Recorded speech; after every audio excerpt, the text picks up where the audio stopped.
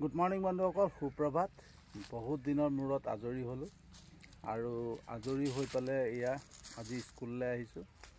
স্কুলত বাইদেউগৰাকীক লৈ আহিছোঁ। আজি বহুত দিনৰ মূৰত ওলাই আহিছোঁ। মনটো অকণ ফৰকাল লাগিছে, ভাল লাগিছে। কাৰণ এইকেইদিন বহুত মানসিক চাপত আছিলোঁ, মানসিক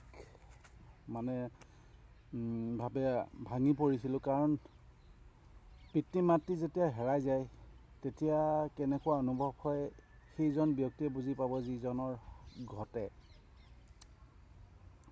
কিন্তু ভগৱানক ধন্যবাদ জনাওঁ যে মাৰ যিখিনি কৰ্ম, যিখিনি হিন্দু ধৰ্মৰ মতে যিখিনি নীতি নিয়ম মানি আদ্য শ্ৰাদ্ধ কামখিনি যিখিনি কৰিব লাগে সেইখিনি বহু বাধা বিঘিনিৰ মাজেৰেও সুন্দৰকৈ সুকলমে পাৰ কৰি দিলে। তাৰ বাবে ঈশ্বৰৰ ওচৰত সদায় কৃতজ্ঞ, ধন্যবাদ জনাওঁ তেওঁক। কিন্তু বন্ধুসকল, মাৰ মৃত্যুৰ পিছত মাৰ যিখিনি কৰ্ম কৰিব লাগে, যিখিনি নীতি নিয়ম মানি চলিব লাগে বা সামাজিক যিখিনি নিয়ম সেইখিনি যিটো মানিব লাগে, তাক লৈ পেলাই এটা মোৰ ডাঙৰ অভিজ্ঞতা হ'ল আৰু বহু প্ৰশ্ন মনত সোমাই আছে। প্ৰত্যেকটো প্ৰশ্ন মই এটা প্ৰশ্ন প্ৰত্যেক দিনাখনেই কৰি যাম। কিন্তু প্ৰথম প্ৰশ্ন মোৰ এটাই যে সমাজ এখন কিয় লাগে? এখন সমাজ, মোৰ মতে এখন সমাজত আমি এটা কাৰণেই থাকোঁ, এখন সমাজ আমাক এটা কাৰণেই লাগে যাতে বিপদে আপদে সকলো সময়তে সেইখন সমাজে লগ দিয়ে, সেইখন সমাজে সহায় কৰে। প্ৰতিটো সমস্যা, প্ৰতিটো ঘৰৰ যিখিনি কৰ্ম থাকে, বিয়া বা সকাম বা যিকোনো কৰ্ম থাকে, সেই কৰ্মত যাতে সেই সমাজখনে আহি হাতে কামে লাগি সহায় কৰে, সেইটো কাৰণে মই ভাবোঁ যে এখন সমাজ লাগে। কিন্তু ৰীতি নীতি নিয়ম আৰু পৰম্পৰাৰ নামত এঘৰ মানুহক মানসিক চাপ দিয়াটো সমাজৰ নিয়ম নেকি? সেই প্ৰশ্ন মোৰ প্ৰথম। যে এখন সমাজৰ সেইটোৱেই নিয়ম নেকি যে এঘৰ মানুহত যেতিয়া কিবা এটা প্ৰব্লেম হয়, কিবা এটা বিপদ হয়, তেতিয়া আকৌ সমাজে ৰীতি নীতি নিয়মৰ দোহাই দি পালে, পৰম্পৰাৰ দোহাই দি পালে এটা বেছিকৈ আৰু মানসিক চাপ দিয়া, সেয়াই নিয়ম নেকি? সেইটো মোৰ সকলো লোকে প্ৰশ্ন থাকিলে, ঠিক আছে, যে এইটো এনেকুৱা নিয়ম থাকে নেকি? মই ভাবোঁ যে সমাজখন লাগে যাতে আমি যিখিনি কৰ্ম কৰিব লাগে সেই কৰ্মখিনিত আগভাগ লৈ পেলাই সমাজখনে উদ্ধাৰ কৰি দিয়ে। এঘৰ মানুহক উদ্ধাৰ কৰিবৰ কাৰণে সমাজখন লাগে। কিন্তু সেই সমাজে যদি উদ্ধাৰ কৰাৰ পৰিৱৰ্তে বিপদলৈ ঠেলি দিয়ে, তেনেকুৱা সমাজ কিয় লাগে? এয়া মোৰ প্ৰশ্ন। ঠিক আছে বন্ধু, আৰু বহুত প্ৰশ্ন মনত আছে, সেই প্ৰশ্নখিনি মই কৰি গৈ থাকিম। ঠিক আছে, প্ৰত্যেক দিনাখনে এটা প্ৰশ্ন মই ওলাই থাকিব। কাৰণ এঘৰ মানুহৰ যেতিয়া কোনোবা এজন ব্যক্তিৰ মৃত্যু হয়, তাত যদি সেই ঘৰখন ধৰোঁতাজন, যিজনে ঘৰ ধৰি ৰাখে বা যিজনৰ ছত্ৰছায়াত জীয়াই থাকে এটা পৰিয়াল, ঠিক আছে, তাত মাক হওক দেউতাক হওক, যোনেই নহওক, দেউতাটো আমাৰ মাজৰ পৰা বহুত দিনৰ আগতে আঁতৰি গ'ল। তাৰপিছত আমি মাৰ ছত্ৰছায়াতে জীয়াই আছিলোঁ। যেতিয়া পিতৃ মাতৃক হেৰুৱাবলগীয়া হয়, তেতিয়া সেই পৰিয়ালৰ, সেইখন ঘৰৰ মানুহৰ মানসিক অৱস্থা কেনেকুৱা থাকে সেইখন ঘৰেহে বুজি পায়। সেই পৰিয়ালটোহে বুজি পায় যে তেওঁৰ যোনজন জ্যেষ্ঠ, যাৰ ছত্ৰছায়াত জীৱন কটাইছিলে, সেই ব্যক্তিজন যেতিয়া হেৰাই যায় সকলোৰে মাজৰ পৰা, তেতিয়া সেই পৰিয়ালটোৰ অৱস্থা কেনেকুৱা হয় সেই পৰিয়ালটোৱে বুজি পায়। আৰু মই ভাবোঁ সেই বস্তুটো, সেই অৱস্থা, সেই পৰিৱেশটো সকলোৱে বুজি পাব লাগে, এখন সমাজে বুজি পাব লাগে যে যিজন ব্যক্তি হেৰাই গৈছে তেনে অৱস্থাত সেই ঘৰ পৰিয়ালৰ মানসিক অৱস্থা কেনেকুৱা থাকিব। কিন্তু তাৰ পিছতো ৰীতি নীতি নিয়ম আৰু পৰম্পৰাৰ দোহাই দি পালে যিটো মানসিক চাপ দিয়ে, সেইটো জানো যুক্তি থাকে?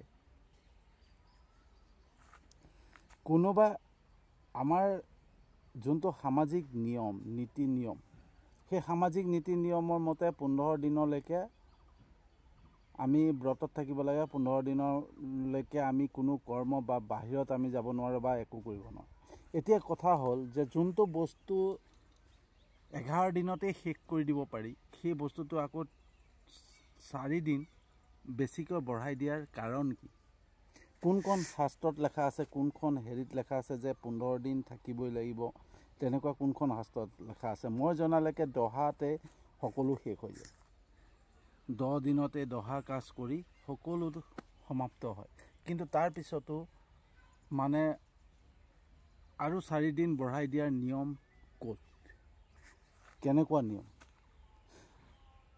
এঘৰ মানুহৰ অৱস্থাটো কেনেকুৱা সেই ঘৰ মানুহৰ ধৰক আৰ্থিক অৱস্থা কেনেকুৱা সেইখন ঘৰ কেনেকৈ চলে সেই ব্যৱস্থাটো সেই কথাটো এখন সমাজে জনা উচিত হয়নে নহয় এইখিনি মোৰ প্ৰশ্ন আচলতে বন্ধুসকল মই কোনো বিতৰ্ক কৰা নাই এইখিনি এটা মোৰ প্ৰশ্ন যে এখন ঘৰৰ পৰিচালনা হৈ থাকে এজন ব্যক্তিৰ মাধ্যমেৰে আৰু সেই ব্যক্তিজন যদি 15 দিন 20 দিনৰ কাৰণে বন্দী হৈ যাবলগীয়া হয় তাৰ পিছৰ পৰ্যায়টোত পৰিয়ালটো চলাই নিবৰ কাৰণে যি অসুবিধাৰ সন্মুখীন হ'ব সেই অসুবিধাৰ সন্মুখীন হওঁতে তেতিয়া সেই সমাজৰ ব্যক্তিয়ে সহায় কৰিবনে আৰু আজি হিন্দু ধৰ্মৰ মতত যিটো নীতি নিয়ম বান্ধি দিয়ে যিখিনি কৰ্ম কৰিব লাগে যিখিনি ব্ৰাহ্মণৰ কৰ্ম কৰিব লাগে যিখিনি নামৰ আমাৰ অসমীয়া সমাজৰ মতে নামৰো কৰ্ম কৰিব লাগে তো দুটাকৈ কৰ্ম কৰিবলৈ যাওঁতে যিখিনি খৰচ হয় সেইখিনি এখন সাধাৰণ পৰিয়ালৰ লোকে বহন কৰিব পাৰিবনে এনে হোৱা নাইনে বাৰু আপোনালোকে মোক উত্তৰ দিব যে এনেকুৱা হোৱা নাইনে যে সমাজৰ সেই ব্যৱস্থাৰ বাবে সেই ৰীতি নীতি নিয়মৰ বাবে এজন ব্যক্তি সংসাৰৰ পৰা গুচি যোৱাৰ পিছত বাকী পৰিয়ালত যিখিনি থাকে সেইখিনিকো মৃত্যুৰ মুখলৈ ঠেলি দিয়া নিচিনা বিপদৰ মুখলৈ ঠেলি দিয়া নিচিনা কাম হোৱা নাইনে বাৰু বন্ধুসকল এয়া মোৰ প্ৰশ্ন কাৰোৰ প্ৰতি মোৰ কোনো আক্ষেপ নাই মই ঈশ্বৰৰ সাক্ষী ৰাখি কৈছোঁ কাৰোৰ প্ৰতি মোৰ কোনো আক্ষেপ নাই কাৰোৰ প্ৰতি মোৰ বেয়া ভাৱ নাই কাৰণ মই অন্তৰত কেতিয়াও বেয়া ভাৱ নাপালোঁ বেয়া ভাৱ নাৰাখোঁ মই সদায় শুদ্ধ ভাৱনাৰে শুদ্ধ চিন্তাধাৰাৰে আগবাঢ়ি যোৱাৰ মানুহ কোনো লোভ মোৰ ওচৰত নাই মোৰ লগত নাই মই কোনো বস্তুৰ প্ৰতি মই লোভ নকৰোঁ কাকো বেয়া নাপাওঁ কাকো ঘৃণা নকৰোঁ ঠিক আছে মই যিখিনি জ্ঞান পাইছোঁ যিখিনি জানো যে কাকো ঘৃণা কৰিব নাপায় কাকো বিপদত পেলাব নাপায় কাকো মানে কষ্ট দিব নাপায় মনত আঘাত দিব নাপায় যিমান পাৰোঁ মানুহক উদ্ধাৰ কৰিব লাগে মানুহক সহায় কৰিব লাগে মই সেইটো জানো মই মোৰ যিখিনি শাস্ত্ৰৰ পৰা মই অধ্যয়ন কৰিছোঁ মোৰখিনি যিখিনি জানিব পাৰিছোঁ যে মানুহক কেতিয়াও ঘৃণা কৰিব নাপায় কিন্তু মই আজি আমাৰ সমাজত দেখা পাওঁ যে আৰ হাতে নাখাব তাৰ হাতে নাখাব এইটো হাতে খালে পাপ হ'ব এইটো হাতে খালে পাপ হ'ব শৰীৰটো আমি কিমান পবিত্ৰ কৰি ৰাখিব পাৰোঁ আমি বাৰু শৰীৰটো পবিত্ৰ কৰি ৰাখিলোঁ যদি অন্তৰখন পবিত্ৰ নহয় তেতিয়াহ'লে ভগৱানে জানো চকু মেলি চাব ঈশ্বৰে জানো মানুহৰ অন্তৰ চায় নে মানুহৰ শৰীৰটো চায় ভাগৱত গীতাৰ প্ৰত্যেকটো কথাতে উল্লেখ কৰিছে শ্ৰীকৃষ্ণই আমাৰ আত্মাৰ কথাহে শৰীৰৰ কথা কোৱা নাই শৰীৰটো এটা পোচাক বুলি কৈছে গতিকে শৰীৰটো যিমানেই চাফ চিকুণ কৰি নাৰাখোঁ যিমানেই পবিত্ৰ কৰি নাৰাখোঁ আৰ হাতে নাখাওঁ তাৰ হাতে নাখাওঁ কৈ পেলাই আমি শৰীৰটো যিমানেই পবিত্ৰ কৰি নাৰাখোঁ লাগিলে কিয় যদিহে আমাৰ অন্তৰ আত্মা পবিত্ৰ নহয় অন্তৰখন পবিত্ৰ নহয় তেতিয়াহ'লে ভগৱানে কেতিয়াও চকু মেলি নাচায় বুলি মই ভাবোঁ মই জানো কিন্তু শাস্ত্ৰত কি লেখা আছে নাজানো কোনখন শাস্ত্ৰত লেখা আছে যে কাৰোবাৰ হাতেৰে খাব নালাগে কাৰোবাৰ হাতেৰে চুব নালাগে অন্যই কিবা খোৱালে অপবিত্ৰ হৈ যাব এইজনে চুলে অপবিত্ৰ হৈ যাব সেই বস্তুটো সেই কথাষাৰ কোনখন শাস্ত্ৰত লেখা আছে সেইটো কথা নাজানো কিন্তু ভাগৱত গীতাত লেখা নাই বুলি মই জানো মহাভাৰতত লেখা নাই বুলি জানো আৰু ৰামায়ণত লেখা নাই বুলি জানো বাকী যদি অন্য ক'ৰবাত লেখা আছে নাজানো তথাপিও কিছুমান যেনেকৈ বেদত লেখা আছে অৰ্থবেদত লেখা আছে যে সংসাৰত যিখিনি জন্ম লৈছে সকলোকে একত্ৰিত কৰি প্ৰেমৰ বাণী বিলোৱাটোহে কৰ্ম বুলি কৈছে। যাতে ঈশ্বৰক প্ৰেম কৰিব লাগে, ভগৱানক প্ৰেম কৰিব লাগে, সেইটোহে আচল জ্ঞান। আচলতে সেইটোহে বস্তু প্ৰকৃত বুলি কৈছে, প্ৰকৃত ধৰ্ম বুলি কৈছে। কিন্তু আৰ হাতে চুব নালাগে, তাৰ হাতে চুব নালাগে, সেইটো মই বনাওঁ। বাৰু এইটো পিছৰ কথা। মই প্ৰথম কথা হৈছে যে এঘৰ মানুহ যি দিন হাজিৰা কৰে, যি এসাঁজ খাবৰ কাৰণে কাম নকৰিলে সেই সাজৰ কথা চিন্তা কৰিবলগীয়া হৈ যায় যে কেনেকৈ খাম। সেইখন ঘৰে যি প্ৰত্যেক দিনাখনে কৰ্মৰ ওপৰত নিৰ্ভৰ কৰে, কৰ্ম কৰিলেহে উপাৰ্জন হ'ব, উপাৰ্জন হ'লেহে ঘৰখন চলিব। সেই তেনেকুৱা এখন ঘৰ যেতিয়া সেইখন ঘৰৰ কোনোবা এজন ব্যক্তিৰ মৃত্যু হয়, তেতিয়াহ'লে এই সমাজ ব্যৱস্থাই ৰীতি নীতি নিয়মে সেইখন ঘৰৰ বাকীকেইজন পৰিয়ালকো বিপদলৈ ঠেলি দিয়া নহয়নে? যিখিনি নীতি নিয়ম মানিব লাগে, যিখিনি আজি দান পুণ্যৰ কাম, দান পুণ্য যিখিনি দান পুণ্য কৰিব লাগে, সেই দান পুণ্য আচলতে দান কাক কয়? যি মনৰ ইচ্ছাৰে কাকবা দিয়া হয়, সেইটোক দান বুলি কয়। আৰু যোনটো খুজি বাধ্যতামূলক কৰে যে এইটো দিবই লাগিব, সেই বস্তুটোক আচলতে মই ভাবোঁ ডকাইত বুলি কয়। কাৰণ দান পুণ্য বুলি ক'লে নিজ ইচ্ছাৰে যোনটো দিয়ে সেইটোহে দান। কিন্তু দানৰ নামত যিখিনি বস্তু বিচাৰে যে এইটো দিবই লাগিব বাধ্যতামূলক, সেইটো বাধ্যতামূলক কৰা মানে কি? সেইটোতো ডকাইতৰ নিচিনাই কাম। তেন্তে হ'লে প্ৰকৃততে ৰীতি নীতি নিয়ম ক'ত? আমাৰ সমাজ ব্যৱস্থাখন এনেকুৱা যে হৈ পৰিছে যে ৰীতি নীতি নিয়ম আৰু পৰম্পৰাৰ নামত বা কিছুমান মানে এনেকুৱা কামতে মানুহক হেঁচা প্ৰয়োগ কৰা হয় যে এইখিনি বস্তু দিব লাগিব আৰু নিদিলে উদ্ধাৰ নহ'ব। তেনে অৱস্থাত সেই পৰিয়ালৰ মানসিক অৱস্থা কেনেকুৱা থাকিব? আপোনালোকে মোক প্ৰশ্নটোৰ উত্তৰ দিয়ক। কেনেকুৱা হ'ব পাৰে সেই মানসিক অৱস্থা? কেনেকুৱা হ'ব? এঘৰ মানুহৰ যাৰ জ্যেষ্ঠজন ঢুকাই গৈছে, যাৰ ছত্ৰ ছায়াত জীয়াই আছিলে, সেই ব্যক্তিজন হেৰাই গৈছে। হেৰাই যোৱাৰ যি বেদনা, যি দুখ, যি মানসিক চাপ, সেই চাপটোতো থাকিবই। তাৰপিছতো সমাজৰ যিখিনি ৰীতি নীতি নিয়ম মানি চলিবৰ কাৰণে যিখিনি বাধ্যতামূলক কৰাই দিয়া হয় যে এইখিনি কৰিবই লাগিব, এইটো কৰিবই লাগিব, এইটো নকৰিলে নহ'ব, এইটো আমাৰ পৰম্পৰা, এইটো নীতি, এইটো নিয়ম, এই নীতি নিয়মৰ বাবে সেই পৰিয়ালৰ অৱস্থা কেনেকুৱা হ'ব পাৰে? সেই সমাজ ব্যৱস্থাটোৱে বুজি পোৱাৰ মানে যুক্তি আছেনে নাই? যে সেইখিনি বস্তু বুজি পাব লাগেনে নাই? যে সেই পৰিয়ালটো কেনেকৈ চলিব, সেই পৰিয়ালটোক কেনেকৈ মানে জীৱনটোক আগুৱাই নিব, সেই কথা চিন্তা কৰাৰ দৰকাৰ আছেনে নাই? মই সেইটো জানিব বিচাৰোঁ যে সেইটো দৰকাৰ আছেনে নাই। যদি দৰকাৰ আছে তেতিয়াহ'লে এঘৰ মানুহ, যি ঘৰ মানুহৰ ঘৰত মৃত্যু হয়, যি ঘৰ মানুহত কোনোবা এজন হেৰাই যায়, সেই মানুহ ঘৰক এটা মানসিক চাপত থাকি আৰু এটা মানসিক চাপ দিয়াৰ কোনো যুক্তি আছেনে? দৰকাৰ থাকেনে?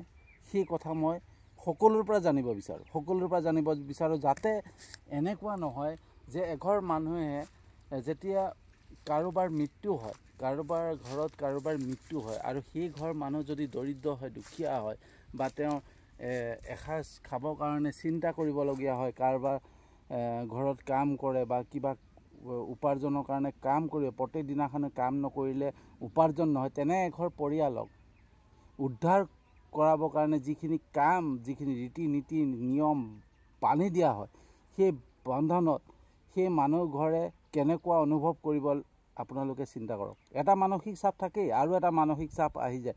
আৰু তেতিয়া কি ভাবিব সেই ব্যক্তিজনে? সেই পৰিয়ালটোৱে এটাই অনুভৱ কৰিব যে যিজনটো ঢুকাই গ'ল, যিজন আমাৰ মাজৰ পৰা গুচিয়ে গ'ল, তাৰ লগত আমাকো মাৰি নিলে। তেতিয়াহ'লে ভাবক সেই বস্তুটোত কিমান আঘাতজনক হয়, কিমান দুখজনক হয়। আৰু সেই আঘাত কাক দি আছে?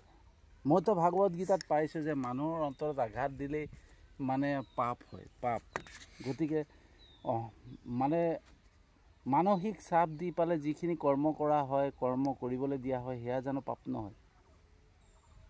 গতিকে শুদ্ধ এটা ব্যৱস্থা আৱশ্যক, যোনটোত সকলো দৰিদ্ৰ শ্ৰেণী, সকলো দুখীয়া মানুহ যাতে সহজতে নিজৰ আপোনজনৰ সৎকাৰৰ নামত বা শ্ৰাদ্ধ, আদ্য শ্ৰাদ্ধৰ নামত যিখিনি খৰচ কৰিবলগীয়া হয়, যিখিনি মানে নীতি নিয়ম মানি চলিবলগীয়া হয়, সেইখিনি যাতে সহজতে পাৰ হৈ, যাতে তেওঁলোকে কোনো এইটো অনুভৱ নকৰে যে আমাৰ বহুত এটা মানসিক চাপত ভুগিবলগীয়া হৈছে, সেই বস্তুটো অনুভৱ নকৰাকৈ এনেকুৱা এটা কৰ্ম কৰিব লাগে, সেই ব্যৱস্থা আচলতে সমাজ ব্যৱস্থাত থাকিব লাগে।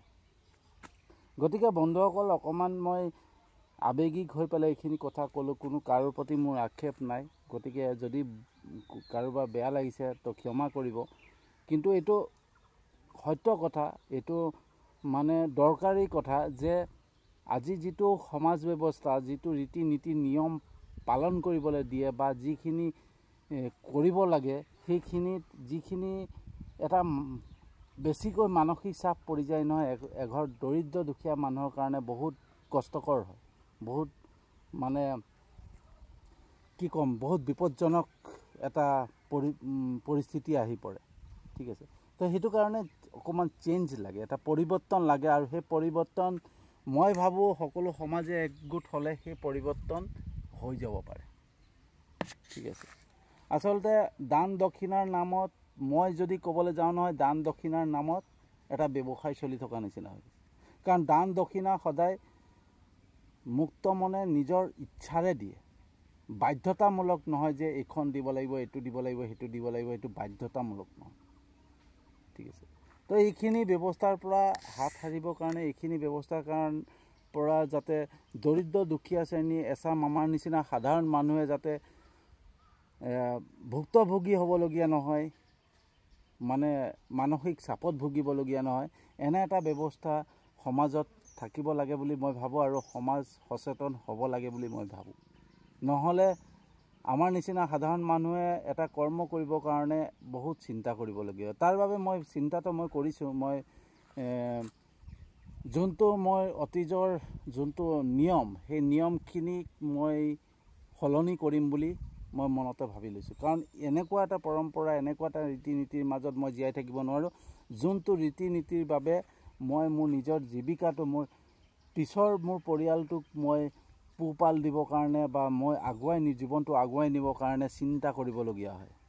আজি মই চিন্তা কৰিবলগীয়া হৈছে, মই অহা মাহত কি কৰিম, অহা মাহত মই কেনেকৈ ইনষ্টলমেণ্ট দিম, অহা মাহত মই কেনেকৈ পৰিয়ালটোক মই মানে চাউল মুঠি যোগান দিম, হয়নে? যিখিনি খাদ্য সামগ্ৰী, সেইখিনি যিখিনি দৰকাৰ, এটা পৰিয়াল চলিবৰ কাৰণে যিখিনি বস্তু দৰকাৰ, আৱশ্যকীয় যিখিনি বস্তু দৰকাৰ, সেইখিনি মই কেনেকৈ যোগাৰ দিম, আজি মই চিন্তা কৰিবলগীয়া হৈ গৈছে। কাৰণ মই 15 দিন বন্দী হ'বলগীয়া হ'ল, 15 দিন নহয়, 20 দিনৰ ওপৰত মই বন্দী হ'বলগীয়া হৈ গ'ল। তো 20 দিন যদি বন্দী হৈ যাবলগীয়া হয়, তেতিয়াহ'লে আমি যোনটো আমাৰ কোনো বেংক বেলেঞ্চ নাই বা কোনো আমাৰ এনেকুৱা সম্পত্তিও নাই যে মই বিক্ৰী কৰি পেলাই মই খাব পাৰোঁ। কাৰণ মই প্ৰত্যেক সম্পত্তি মোৰ বিক্ৰী কৰি পেলাই খোৱা মোৰ ইজ্জতত লাগে, মই সেইবিলাক মই নকৰোঁ। ঠিক আছে, মোৰ লাজৰ কথা, কাৰণ মই নিজে যদি ঘটি পেলাই এটুকুৰা মাটি কিনিব নোৱাৰোঁতে মই ককা দেউতাই দি থৈ যোৱা মাটি বিক্ৰী কৰি পেলাই মই পৰিয়াল পোহপাল দিম, সেইটো মোৰ পৰম্পৰাত নাথাকে।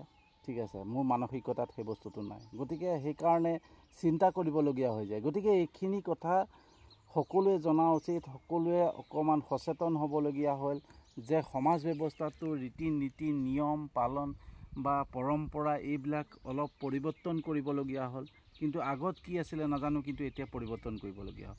আৰু ভাগৱত গীতা বা শাস্ত্ৰত তেনেকুৱা কোনো নীতি নিয়ম নাই, যোনটো নীতি নিয়ম আমাক ওপৰিঞ্চিকৈ বান্ধি দিয়ে।